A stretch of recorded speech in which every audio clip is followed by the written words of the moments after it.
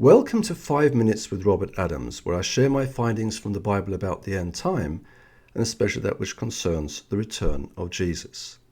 This is episode 9. It is generally asserted that during the Great Tribulation, the Antichrist will have control over absolutely every country in the world.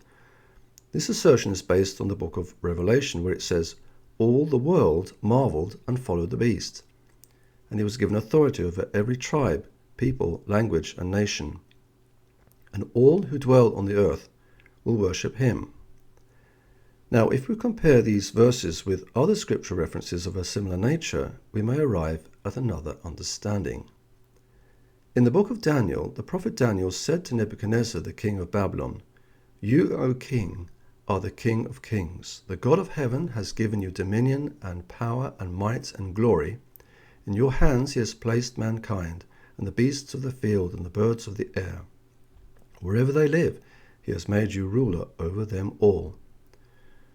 The book of Daniel is not the only book in the Bible that gives us the impression that Nebuchadnezzar reigned over the whole world. In the book of Jeremiah, we read of Nebuchadnezzar, king of Babylon, and all the kingdoms of the earth that were under his dominion. History tells us, however, that Nebuchadnezzar never reigned over the great Chinese kingdom of that time, nor over the civilizations in India, Greece, and Italy. The vast expanses of North and South America, Europe, Africa, and Asia were not subjected to Nebuchadnezzar.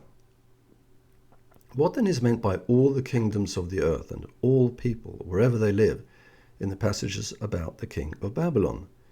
In biblical terminology, it is those within the Babylonian Empire who are referred to, because that was all Nebuchadnezzar reigned over. Similar language is used of the Medo-Persian Empire. In the second book of Chronicles, we read, "This is what Cyrus, king of Persia, says. The Lord, the God of heaven, has given me all the kingdoms of the earth." The Medo-Persian Empire was large, but in relation to the entire globe was quite small. In the Gospel of Luke, we read, "There went out a decree from Caesar Augustus that all the world should be enrolled." Augustus was Caesar in the Roman Empire, but neither did he reign over North and South America, India, China, and other large areas of land. The biblical expression "all the world" is therefore a limited expression and only designates the extent of the Roman Empire. How then are we to understand the statements in the book of Revelation which say all the world will follow and worship the Antichrist and that he will be given authority over everyone? We have seen that similar language is used of the Babylonian Empire, the Medo-Persian Empire, and the Roman Empire. What is implied is that the Antichrist will only have authority over the people who will be under his control, in the same way as Nebuchadnezzar, Cyrus, and Augustus only had power over those who were within the borders of their empires. It's all a question of the extent of Antichrist's kingdom. According to what we have arrived at in previous episodes, the Antichrist seems to appear in the Middle East. He will arise among 10 regional leaders who will give him their power and authority. These 10 leaders will constitute the platform of power in his realm, but the biblical material shows that he will not necessarily have direct control over every single country in the world. One country that will not be under the Antichrist is alluded to in the book of Daniel, where it says, "Many countries will fall, but Edom, Moab, and the leaders of Ammon will be delivered from his hand." The biblical areas depicted here comprise the land of Jordan today. Since this country will escape the Antichrist's grasp, there is a good possibility that also other countries will not come under his rule.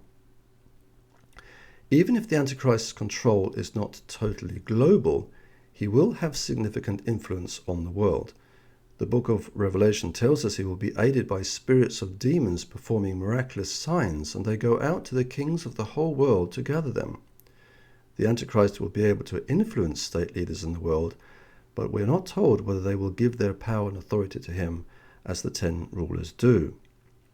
So as to what extent the Antichrist is going to gain authority over the nations of the world and their leaders, only time will tell. What you have just heard is based on an excerpt of a book I've written called The Approaching Apocalypse. You can get information about this book from my website, lastdaysdetectivepublications.com. Thank you for listening.